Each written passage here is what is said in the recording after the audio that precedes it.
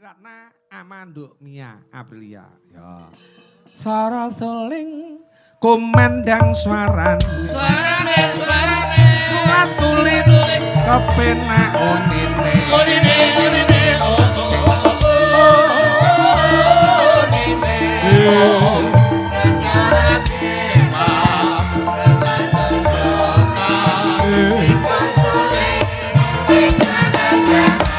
Sara suling kumandang suarane. Kepenak unine.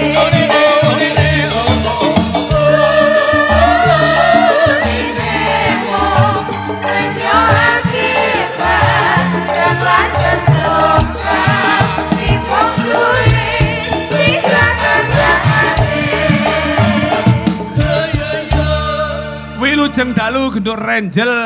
Wilujeng dalu mbacangi Balimbo. Waduh, Puri Ratna. Nggih, dalu. Mia Aprilia. Dalem, Pak. Wah, Jan, dari tiga-tiganya iki sing merju dhewe suaramu kok Mi. Kabeh padha kasar. Wilujeng dalu, nggih, Pak. Ya lek awakmu kan nggih, Pak. Ya. Nggih. Yang karo bojomu yang ngalem ngono ya, Mi. Nggih napa? Iya. Terus no. Iya. Mbak bojomu kaku apa ndak? Kaku. Walikane, Pak. Oh.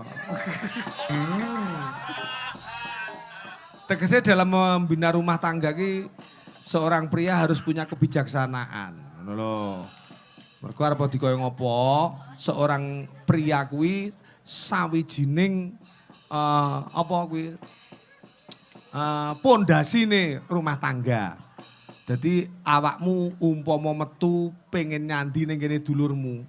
Manut tataran agama lan kapercayan, wong wedok ki lek arepe ninggalke omah, kuwi kudu pamit karo sing lanang. Kuwi lho. Mi. Dadi awakmu umpamane ngene iki arepe tanggapan ngono ya pamit karo bojomu. Pamit apa ora? Pamit napa? Iya, syukur. Istri yang solehah. Iya, muga-muga. Jan yo diaturake Mas pambukane iki nggih ngregenge kahanan. Iya, warga masyarakat kene seneng banget kok. Turta kanthi tetembangan iki dadi panglipuring penggalih. Monggo diaturke Mas. Ya.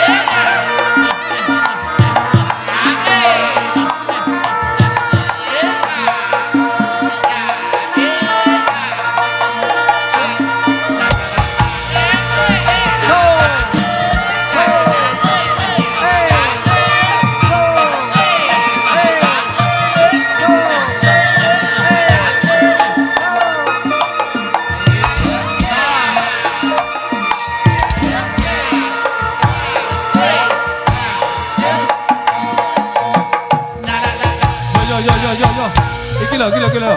Nah, iki lho. Oh, enak iki Mas. Ayo yo.